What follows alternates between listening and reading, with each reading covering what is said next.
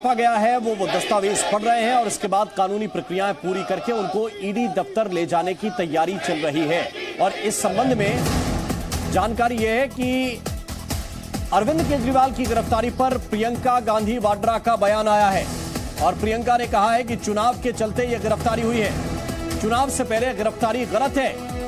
प्रियंका गांधी वाड्रा का यह कहना है कि चुनाव से पहले गिरफ्तारी गलत है। अरविंद केजरीवाल की गिरफ्तारी पर प्रियंका वाड्रा का यह बयान आया है।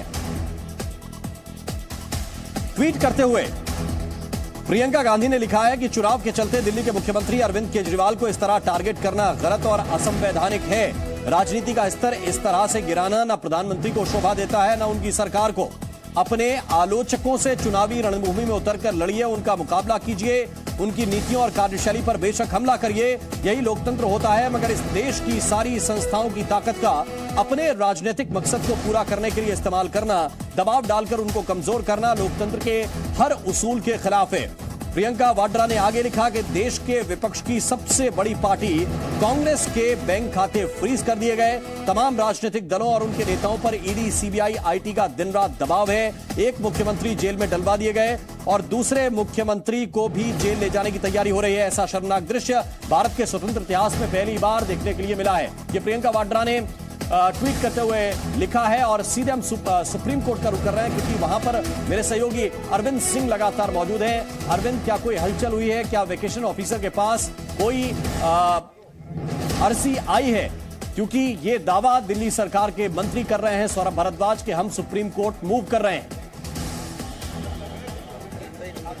देखिए राम, अब तो परिस्थितियां बदल गई हैं। जो पहली अर्जी थी जिसमें गिरफ्तारी से संरक्षण की मांग थी, अब वो निष्प्रभावी हो गई है। जाहिर तौर पर अरविंद केजरीवाल की गिरफ्तारी हो गई है और ऐसी सूरत में अब कानूनी राहत के विकल्प भी उनके पास बदल गए हैं। अब उन्हें जमानत के लिए कोर्ट का रुख करना होगा और जमानत अर्जी को सीधे सुप्रीम कोर्ट एंटरटेन करे इसकी संभावना नहीं है।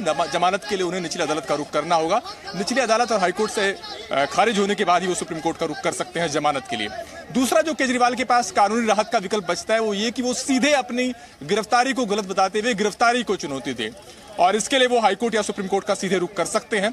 आपको याद होगा कि अभी पिछले दिनों संजय सिंह ने इन दोनों कानूनी राहत के विकल्प को आजमाया था। संजय सिंह ने जमानत के लिए भी रुख किया था। निचली अदालत से, हाईकोर्ट से खारिज होने के बाद उनकी जमानत अर्जी सुप्रीम कोर्ट में पेंडिंग है।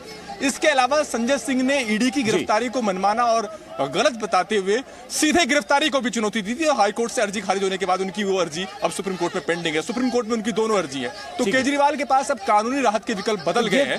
अब सीधे सुप्रीम कोर्ट से राहत मिल जाए जा सकते हैं। दूसरा, गिरफ्तारी को गलत बताते हुए सुप्रीम कोर्ट से कह सकते हैं कि ये गिरफ्तारी गलत है और गिरफ्तारी को रद्द किया जाए, खारिज किया जाए।